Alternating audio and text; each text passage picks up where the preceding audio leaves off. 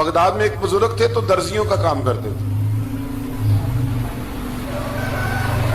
اللہ کے نبی حضرت ادریس علیہ السلام بھی درزیوں کا کام کرتے تھے. خوش ہوئے نا بات سن کے؟ پیشہ کوئی بھی برا نہیں، ایک برا ہے وہ ہے ہاتھ پھیلانا، اس کے علاوہ کوئی پیشہ برا یہ برا نہیں، یہ ہاتھ پھیلانا برا ہے. حضرت شیخ محمد بن حسن کہتے ہیں کہ وہ بزرگ جو تھے نا، امام غزالی نے لکھا ہے، وہ درزیوں کا کام کرتے تھے تو اس زمانے میں نا کھوٹا سکہ بھی کبھی کبھی آ جاتا تھا. کھوٹا سکہ پرانے لوگوں کو تو پتا ہوگا، چلو نوجوانوں کو بتا دیتا ہوں. چاندی کے سکے ہوتے تھے تو اوپر سے جب وہ گھس جاتا تھا نا نمبر، تو اس کو کہتے تھے اب کھوٹا ہو گیا. کیوں جی بزرگوں ایسے ہی ہے، وہ گھس جاتا تھا تو کہتے تھے سکہ، تو وہ چلتا نہیں تھا کہیں بھی. تو وہ بابا جی کی دکان مشہور ہو گئی تھی کہ وہاں کھوٹے سکے بھی چل جاتے، لوگ دے آتے تھے کھوٹے سکے. بہت سارے لوگ دے دیتے، بابا جی چپ کر کے قبول کر لے. مشہور ہو گیا، جو بھی جاتا کھوٹے سکے دے آتا، بابا جی قبول کر لیتے. پھر شام کو نہ گھوڑے پہ بیٹھ کے جاتے اور دریا میں بہا. ایک دن کچھ بندے کھوٹے سکے لے کے آ گئے تو بابا جی ابھی مصلے پہ تھے، نماز پڑھ رہے تھے، تو بیٹے نے کپڑے دیے تو کھوٹے سکے وصول کیے. تو وہ کھوٹے سکے دینے والا شخص کھوٹے سکے دے رہا تھا، تو وہ بچہ کہنے لگا تم نے بڑی عرصہ بیوقوف بنایا میرے ابا کو، کھوٹے سکے دے لے جاؤ. کہنے لگا تمہیں واقعی نہیں پتا چلتا کھوٹے ہیں؟ کہا ابا جی کا نہیں مجھے پتا، پر مجھے تو پتا ہے نا. اور میرا ابا شام کو کھول کے دیکھتا ہے تو پھر جو کھوٹے کھوٹے ہوتے ہیں انہیں دریا میں بہا کے آتا ہے، لے جاؤ اپنے. اتنی دیر میں بزرگ نماز سے فارغ ہوئے، کہنے لگے نہیں نہیں بیٹے رکھ لے، کھوٹے ہی رکھ لے. سننا بات. کہا جناب کیوں؟ فرمانے لگے میں کھوٹے اس لیے رکھ لیتا ہوں کہ لوگوں نے پیسوں میں ملا کے دوسروں کو بھی تو دینے ہیں نا، تو میں چاہتا ہوں چلو باقی لوگ نقصان سے بچ جائیں، ہمارا تو گزارا ہو ہی رہا ہے، باقی لوگ نقصان سے بچ جائیں. اور فرمایا پھر میں شام کو جا کے دریا میں ڈال کے آتا ہوں کہ کہیں میری اولاد بھی ان کو آگے نہ چلا دے. میں چاہتا ہوں کہ اور لوگ اس کام سے بچ جائیں. درویش کہتے ہیں کہ جب اس بابے کا آخری وقت آیا نا تو جو اس نے جملہ کہا میرا کلیجہ پھٹ گیا.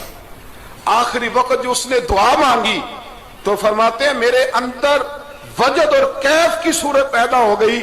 فرماتے ہیں ان بزرگوں نے اپنے آخری وقت دعا مانگی، اے اللہ میں نے ساری زندگی کھوٹے سکے قبول کیے تاکہ تیرے بندے شر سے بچ جائیں، تو یا اللہ تو بھی اس کھوٹے سکے کو قبول فرما لے.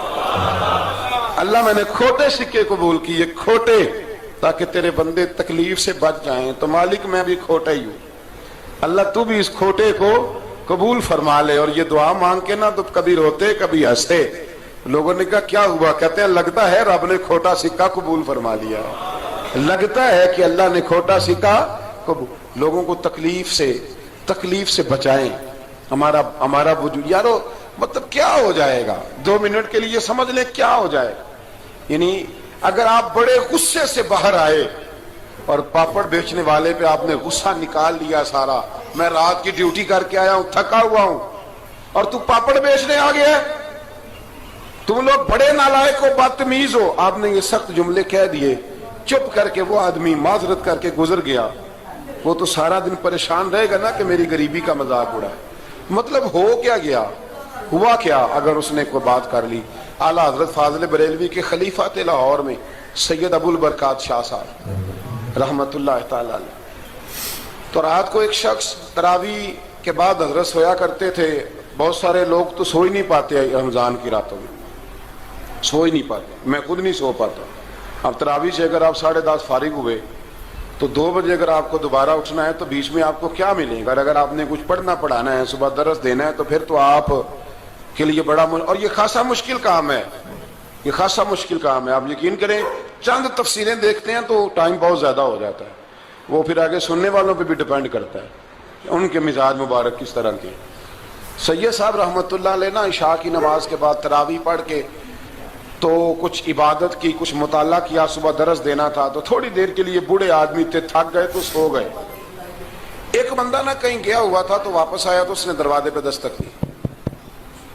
تو سید صاحب کے بیٹے تھے، بخاری شریف کی شرح لکھی، بڑے عالم تھے، سید محمود رضوی صاحب رحمت اللہ. رضوی صاحب کہتے میں نے دروازہ کھولا، میں نے کہا ہاں جی بولو.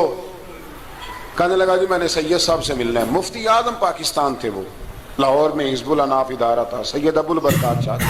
میں نے حضرت صاحب سے ملنا ہے. تو کہا کوئی حکم ہو تو مجھے نہیں جی میں نے انہی سے ہی ملنا ہے. یہ بھی بڑا مسئلہ ہوتا ہے, میں نے انہی سے ہی ملنا ہے. چلو ٹھیک ہے جی انہی سے مل لو. تو کہتے ہیں اتنی دیر میں نا سید صاحب بھی اٹھ کے آ گئے. محمود کون آیا؟ تو اس نے کہا حضور میں آپ کا ایک عقیدت مند ہوں, تو میں کہیں گیا ہوا تھا تو ابھی واپس آیا ہوں, تو مسئلہ نا کئی دفعہ پوچھنا کرتا ہوں تو بھول جاتا ہوں, ذرا بات کی نزاکت کو دیکھنا, بھول جاتا ہوں. تو یاد آیا تھا تو میں نے کہا چلو ابھی پوچھ آتا ہوں, گزر رہا تھا یہاں سے. میں پوچھو.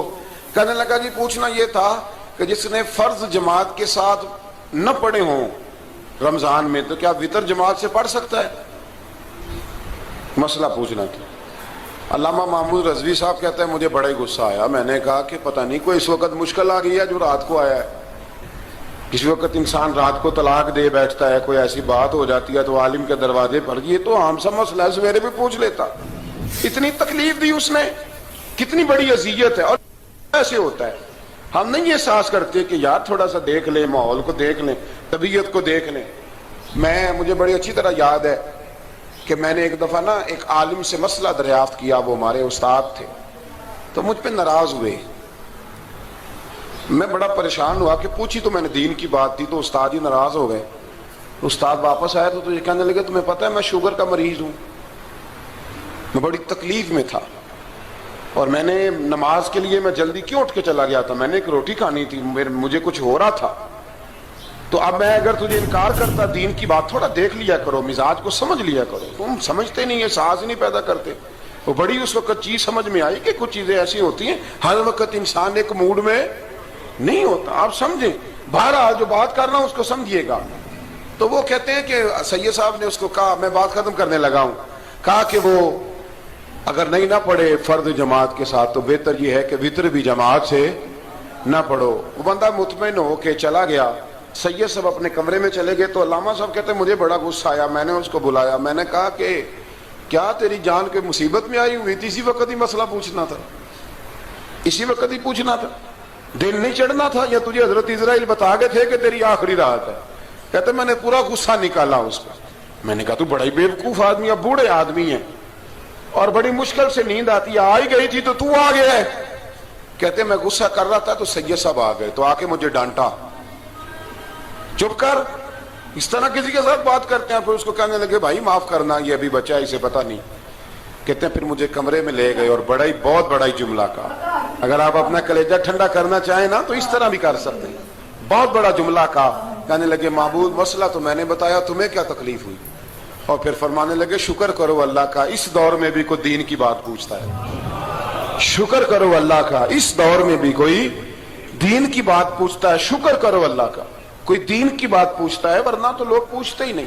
تو اگر آپ خوش کرنا چاہیں اپنے آپ تو آپ سائیکل والے پہ غصہ کرنے کی بجائے یہ بھی تو کہہ سکتے ہیں نا شکر ہے رزق حلال کما رہا ہے, مانگ کے نہیں کھاتا, شکر ہے یہ محنت کر رہا ہے اپنی. تو آپ اپنے ذہن کو اس طرح کا بنائیں, سوچ کو اس طرح کا بنائیں. آج اس جمعے میں ہم نے ارادہ کرنا ہے کہ ہم نے آسانیاں دینے کی کوشش کرنی, ہم نے لوگوں کو تکلیف نہیں دینی, ہم نے کسی کو آزمائش میں مبتلا نہیں کرنا, ہم نے کوئی ایسا کام نہیں کرنا جس کی وجہ سے لوگ سمجھیں کہ یہ آدمی بوجھ بن گیا. کبھی بوجھ نہ بنے. یارو کتنا بدبخت ہے وہ آدمی جس کے مرنے کی لوگ دعا مانگے, اس کے مرنے کی. حضرت عبداللہ ابن مبارک کے پڑوس میں ایک یہودی رہتا تھا, یہودی تھا, یہودی.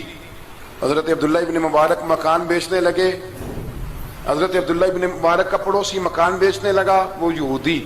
تو کہا تو کہا کتنے کا؟ 2000 دینار کا. 2000 دینار. تو انہوں نے کہا کہ اس گلی میں, اس محلے میں تو 1000 دینار کا مکان ہے, تو تیرا 2 کا کیوں ہے؟ کہنے لگے 1000 میرے مکان کا اور 1000 عبداللہ ابن مبارک کے پڑوسی ہونے کا, اس لیے کہ اتنا شاندار پڑوسی تمہیں کبھی نہیں ملے گا جس کی ہم نے کبھی آواز ہی نہیں سنی. 1000 روپیہ لوں گا ان کے پڑوس میں جگہ دینے کا, 1000. تو وہ شخص کہنے لگا یہ تو نے عجیب بات کر دی, حالانکہ تو یہودی ہے, یہ تو نے عجیب بات کر دی. تو کہنے لگا 3 دن میری گلی میں آ کے رہ, تو دعائیں مانگے گا کہ یا اللہ میں یہیں رہنا چاہتا ہوں. وہ دعائیں مانگے گا کہ اتنا اچھا انسان, اتنا خیال رکھنے والا, اتنا خیال والا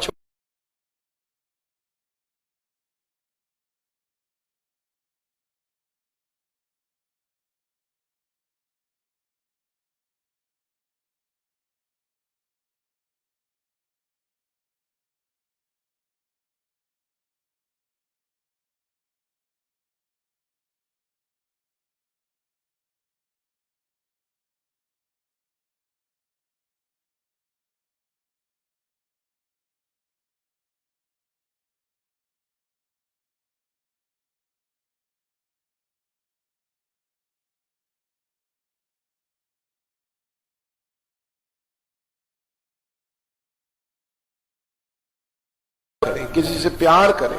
اور یارو چھوڑو مزدور بن جاتے ہیں. شیخ سعدی کہا کرتے تھے جب سے مخدوم بناؤں نا لوگوں سے خدمت کرانے لگاؤں مزہ ہی نہیں آیا. مزہ تو تب آیا ہے کبھی نانی کی خدمت, کبھی دادی کی خدمت, کبھی ابا کی خدمت, کبھی اس کی خدمت. کہتے ہیں وقت گزرا تو پھر استادوں کی خدمت, پھر اللہ نے موقع دیا تو پھر پیروں کی خدمت. اور کہتے ہیں میرا تو دل کرتا ہے میں مریدوں کی بھی خدمت ہی کروں, میرا تو دل کرتا ہے میں شاگردوں کی بھی خدمت ہی کروں. کہتے ہیں جو مزہ خدمت میں آیا ہے وہ خدمت کرانے میں یہ مزہ بھی لینے کی کوشش کریں. آج نا مخدوم بڑے ہی بن گئے ہیں, مخدوم بڑے ہی بن گئے, کس کس کی بندہ خدمت کرے. تو اس طرح کریں, کچھ خادم بھی تو پیدا ہونے چاہیے نا, کچھ خادم بھی پیدا ہونے چاہیے. مہمان خصوصی بڑے ہو گئے, کوشش ہونی چاہیے کچھ عام سے بھی مہمان بنے, عام سے بھی, جو خاص مہمان نہ ہوں, جن کا ارادہ ہو کہ نہیں ہم نے پیار ہی بانٹنا ہے. دعا ہے رب کریم کی بارگاہ میں اللہ خوبصورت دین پر خوبصورتی سے عمل